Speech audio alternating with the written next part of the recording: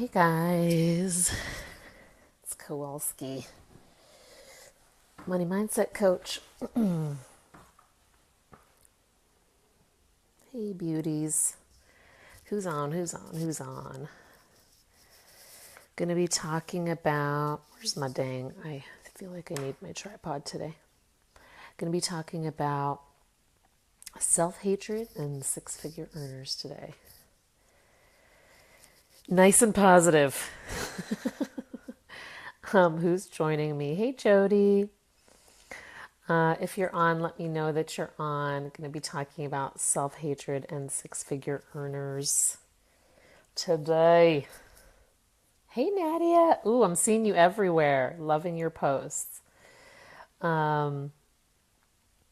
Six-figure earners and self-hatred. That's what I'm talking about today, because it's a trait that I see coming out commonly in six-figure earners, and it's probably, hey Pops. Pops is on. It's a trait that I see commonly with with six and seven figure earners, people who can earn a lot of money, and the self-hatred piece. And how come that can exist? Like, how come you can have six-figure earners who have a reasonable amount of self-hatred going on, a lack of love, lack of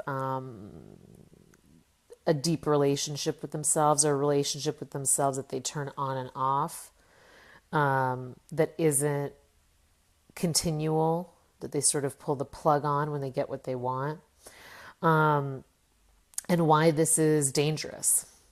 And why this is dangerous in the way that you're building your business and the way that you're building your wealth. So what happens is people who are able to achieve highly are often really good at compartmentalizing. Now, it's really interesting because people who have a hard time earning a lot often have a hard time compartmentalizing. And what do I mean by that? They have a hard time putting their emotions aside. They have a hard time putting drama aside. They have a hard time putting their reactions aside. Whereas high earners don't have a hard time doing that.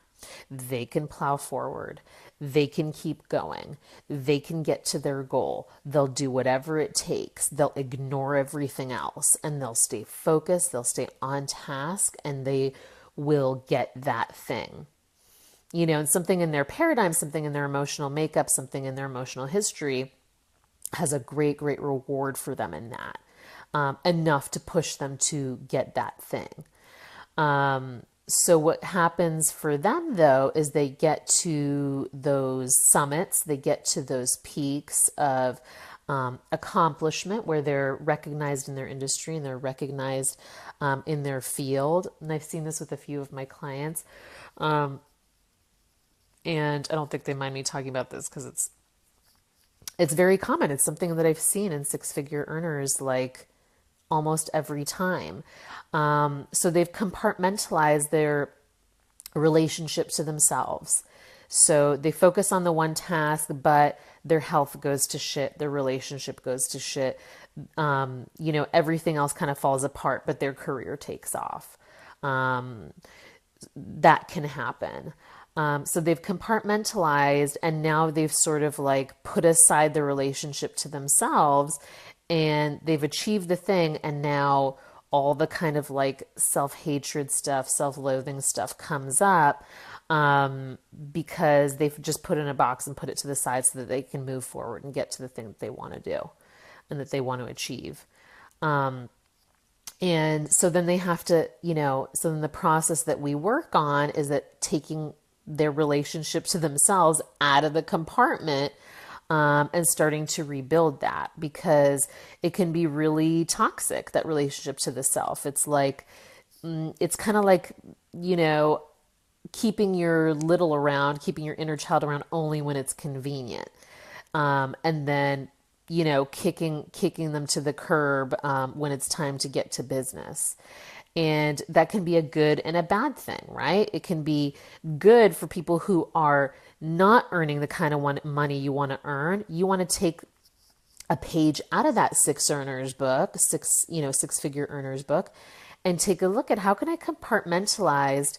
Hey, Ashley, how can I compartmentalize my emotionalness so that I can focus on my business a little more? Because there's people who are not able to compartmentalize at all, and drama, emotions, drowning in their like blocks and in their stuff prevents them from moving forward and prevents them from achieving the things that they want to achieve. They keep getting caught up in stuff.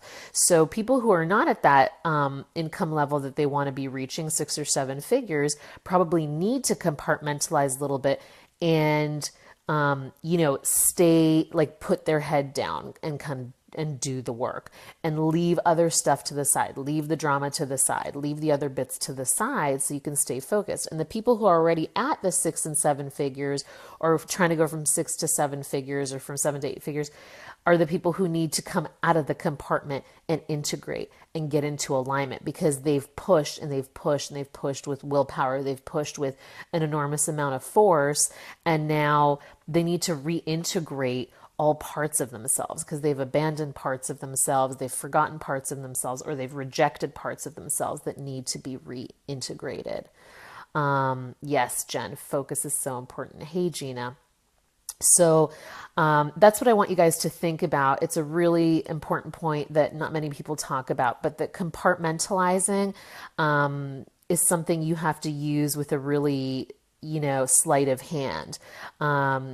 And know when you need to compartmentalize because sometimes like your emotions need to come out for you to release and for you to move forward and for you to change your life. And then sometimes you need to put your emotions aside and all the like spiritual people, the healers, the, wellness workers, like all those people need to compartmentalize a little bit and get focused on the business, get focused on their goal, uniquely focused, that hunger, that drive, that desperation to have it that those 6-figure earners already have. Right? So self-hatred has many income levels, many ways it appears for us. And the reason, why do we return to that like self-hatred thing? There's a lot of reasons. There's a lot of comfort in self-hatred. I know, as crazy as that sounds. If you weren't taught to love yourself, which most people are not taught that, they're not taught in school, they're not taught by their parents, then it's a comfort zone. Like, I don't know, in movies, it's kind of like, it's portrayed as teenagers who are like, who have this like apathy towards life and like this, self-hatred going on. And it's kind of their place of comfort to be self-deprecating. Comedians make a career out of it, right? There's a comfort in sort of being self-deprecating or having that self-hatred going on.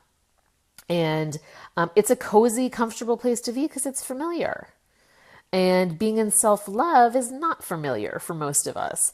So that's the thing we want to cultivate, whether we're at a 6-figure, place or we're not at the income level we want to be at. We want to start, integrating self-love everywhere. And what I was talking about, if you're just joining us now, is that the reason people can usually get to 6 and 7 and 8 figures is because they're able to compartmentalize their emotions.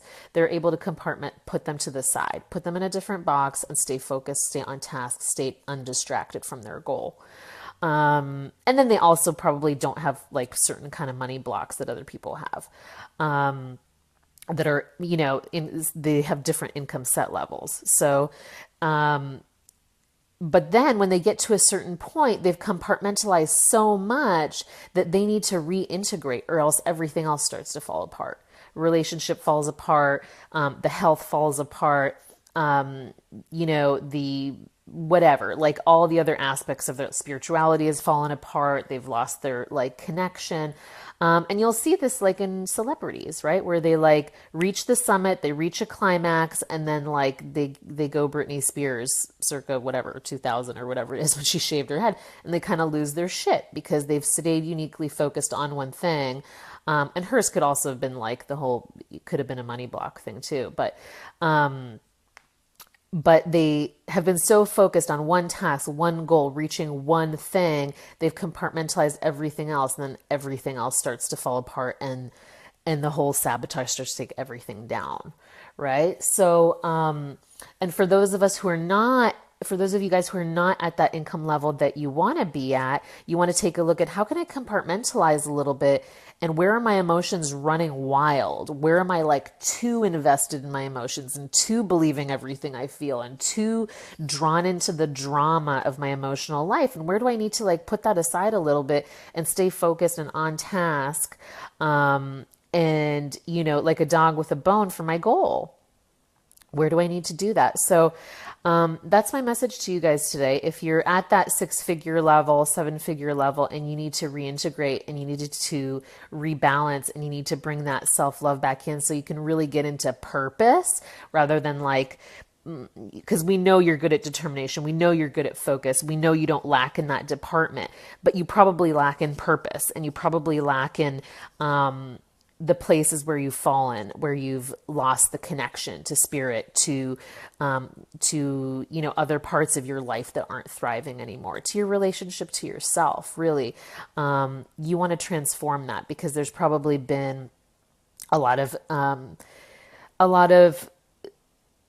things that you've steamrolled in the process of getting to where you've been, to where you are. I mean. You've probably had to steamroll parts of yourself to get to where you are right now. And we want to recover that. We want to realign that. We want to bring that back into balance so that you can get into a more purposeful place and start creating effortlessly at that 6 and 7-figure level. And if you're not at that 6 and 7-figure level, take a look at where you can compartmentalize and where you can get focused and where you can stop getting distracted and where you are too invested in your emotions. And you're not in balance with the energy of like knowing and trust and focus and determination and like wanting it bad enough. Where are you lacking in that department? So that's my message for you guys today. I hope this was illuminating to you. If it resonated for you, let me know. Have any questions, pop them in the comments, and hopefully I'll be back tomorrow. What's tomorrow? Yeah, tomorrow's Friday. We'll be back tomorrow. Love you guys. I have two to three spots. 3 spots, I think. I have 3 spots for one-on-one left to work with me. So PM me if that's of interest to you and get on the wait list for Permission to Prosper. It's already more than half full. So for the next round starts in March. This was awesome. Thank you, Jen. I'm glad it was awesome. And thanks for joining me today, and we'll see you guys tomorrow. Have a blessed day. Mwah.